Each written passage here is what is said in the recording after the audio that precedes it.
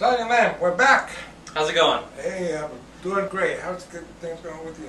Oh, same old, just staying busy. How's the traffic business out there? The traffic business, surprisingly, with all our crazy sandstorms, have been good. I mean, so far, I think everyone just stayed inside. Nobody went out and decided to party, so no calls, no incidents. Been watching the Casey Anthony trial? Yeah. Well, I tell you what, every once in a while, I get surprised by what happened. I was totally blown away by that trial, It gave me the understanding inside my head that the American justice system has nothing to do for the victim. Well, it's all laid out for the suspect, So that's what it is for. Now there was tons in this case alone. Even though I'm sure there was dozens and dozens, if not hundreds, of cases like this going on in the world or in the country at this given time. It just this so happened it was somewhat of an attractive white chick with that had a little baby white girl. Take this reverse the gender and race around. No one cares. Yes. But the thing is, it was so odd because not only did you have this girl that either someone killed her daughter or her daughter died, she decided to just throw it in the trunk of her car and go out and party. And with the social media, all the pics went up online and everything like that. So that's where there was a lot of attention. And even though she was pretty much guilty according to the media off the bat, which my personal opinion, I agree. But however, in our justice system, you are innocent until proven guilty. So they couldn't prove her guilty of murder. Okay, fine. I'll give it to you. They say the prosecution sucked and they couldn't prove her guilty of murder. Okay, I'll give that to you. However, her kid is still dead, and there's still a lot of questionable things like, okay, all right, OJ, you didn't do it, but obviously someone did. I mean, it's the same thing. All right, Casey, if your kid didn't get murdered, like you said, you still took her corpse and threw it in the swamp to get gnawed on by the critters. You still drove around with a dead body. You still misled a bunch of cops. You still ruined people's lives by saying, oh, it was this nanny or it was this person or it was my father beat me. I mean, either way, you still pretty much are responsible. Just like if my son goes swimming in my backyard and if he were to drown, I would be responsible for it and I probably would get negligent homicide. All right? Sure you would. So if it's not murder in the first degree, you can still get her for being one wacko chick that ultimately was responsible for her daughter dying. And what really gets me is the way, she is the consummate politician. Yeah. Because, you got to be able to lie in order to be a politician. You know that, right? Well, she's a sociopath, and they all go hand in hand. Yeah, right. So anyway, the way she manipulated the entire court, she manipulated the entire court because at the end, and I'll tell you how she did this. This is, you got 4 of the indictments are for lying to the police. Those are the ones that she got in, got in there. Okay, 4 of them. Lying to the police. The rest of them, she was not responsible for the death of a child. Yeah. But yet, she lied to the police. About what? What did she lie to the police about? Well, about what? About killing her kid. Yeah, exactly. All right. So she's admitting she lied to the cops with the official story. So the official story that somebody killed my kid, okay. Well, then if nobody killed your kid, then you still let your kid drown. And if that's the official story, but you're saying you're lying, like you said, it's like a paradox. It's like a bad sci-fi movie that decides to go into time travel. It really just doesn't make sense. And in the end, you really weren't entertained. You were just left with a puzzled look. Well, and here's what really amazes me. Today, found out today that she has signed up with the biggest agency in the world to make movies. And her lawyer, too. Both of them signed up. They're going to make money of it. She's got talking engagements. She's got all kinds of neat stuff going. So she's going to be, drinking. Now, here's the thing, and that, she's not going to be forgiven. That's the bottom. The only one that can forgive her is the baby. And the baby is not here. You see, and that's the thing about our society. Instead of looking up to heroes, whether it be astronauts, presidents, some politicians that aren't scumbags, some sports heroes. Our heroes are like the Jersey Shore. I mean, like, we take people that 60 years ago should have been stoned or branded or just like, you are an awful scum, like the Octomom. Ultimately, the Octomom is the worst mom because she has done nothing but damage to the lives of her children, all 30 of them or however many.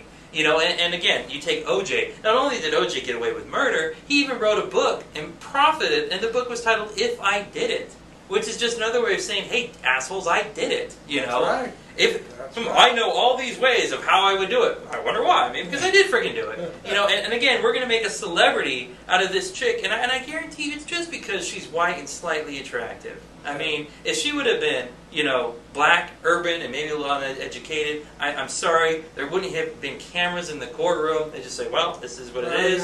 Oh, she's guilty, there you go. And you have to look at the... Or if it was a guy. I mean, I was a single dad for like 4 years. If it was a man... That they say that the most people that go on the jury are lower educational people, or educated people, because professional people do not like to go on... Because they have jobs. That's right. We'll be right back. Hello everybody, I just want you to be on the lookout because in the next couple weeks we're going to be unveiling Sergeant Lamb's Yamaha Sandblaster. Now this is a modern dirt bike with sand rail tires, and I guess this bad boy has some power.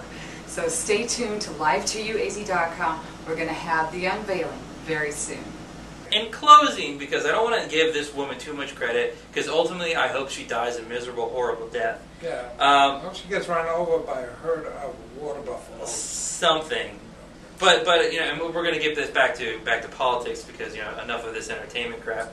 But in closing, ultimately we need to blame ourselves for this because I mean we are the ones that will make a celebrity out of this broad. That's and right. We are the ones that are going to end up getting her the paychecks. That is so right. So ultimately, as a society, it's not the Paul Ryan budget that will kill the very fabric of Social Security. I mean, he'll do that in many different ways.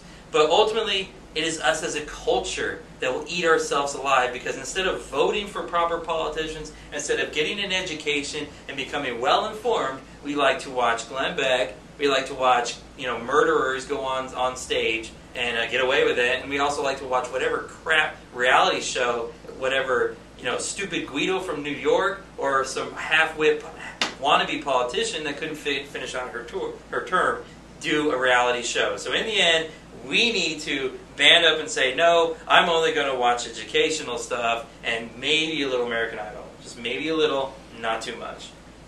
Well, that's okay with me. Speaking of politics, okay? Yes. I saw the first advertisement. I saw it today. That the Republicans are starting already with this stuff. Mm-hmm.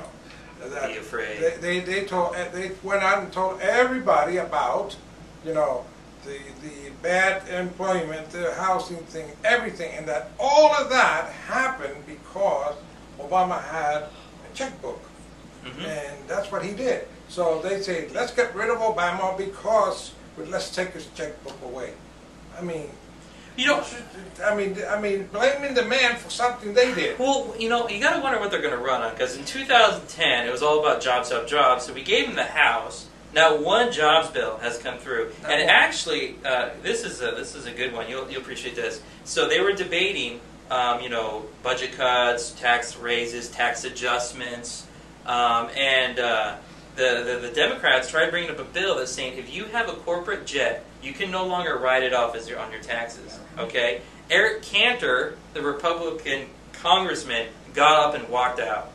I mean, he's just like, I will not take part in this. How dare you attack corporate jets? I mean that's like, okay, all right.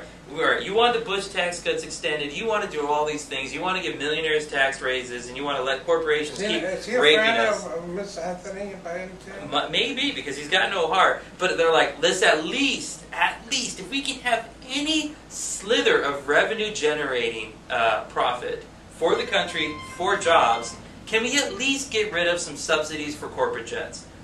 how dare you? I am so appalled. I mean, like, and it's like at this point in time, who are you representing? You know, because you're not in the House representing my job. You know, in fact, I work for the government, so you're trying to cut every single thing from public sector. But the audacity that it's not when Bush was sending thousands of lives overseas for no apparent reason. It's not when we were giving Wall Street a bailout. It's not, you know, not when, you know, the oil companies are raping us dry. He's fine with all that. It's at this pinnacle moment that he was just so offended that we were going to take away a tax subsidy for corporate jet owners. And he just had to get up and walk away. Well, you know, I mean, can you believe that? That's unbelievable. But you know, here's the thing: I cannot understand why don't people take responsibility for what they do. Obviously, the Republicans don't think that they've done anything. Well, we voted them in. I mean, well, I know. I mean, I'm a Republican. I'm sorry, but I don't know what kind at this moment. Well, right now, the Republican Party is not the fringe, crazy, right-wing wackos. I mean, this is not the Reagan days. This is not the Nixon Party. I mean, this is not the Roosevelt Party. I mean, this party has become so extreme and so crazy that I think in the end, I'm hoping it's just going to blow itself up because you know they have nobody that can actually govern. As part of the potential candidates for the Republican nominee, nobody that can actually potentially govern at whatsoever. They all just think they can. I mean, they don't even know how to get their history straight, and none of them can even balance a budget when they were governors. But somehow, if they feel that if I am racist enough, if I'm homophobic enough, and if I'm Christian enough, that qualifies me to become the Republican candidate. Yeah, you know, and in closing, you've got about 10 of them that are running for There's more than 10. Isn't there? Yeah. I mean, do they know what the right hand is doing with the left hand? I don't know. Well, I mean, that's the thing. No, they're all saying the same crap. Oh, Obama sucks. Yeah. Okay, well, you know, I mean, you've gone over that, but how are you going to do any better? You know, well, we're going to, you know, again, cut taxes for the rich because it worked out so good under Bush, and we'll cut Medicare and Social Security. I mean, that's their only plan. Hey, so there you go. Let us know what you think, folks. We're over here 24/7, maybe a little bit more, I don't know. Yeah. But whatever we do. Adrian Dante. Soja Lamb. Take care. Hoorah.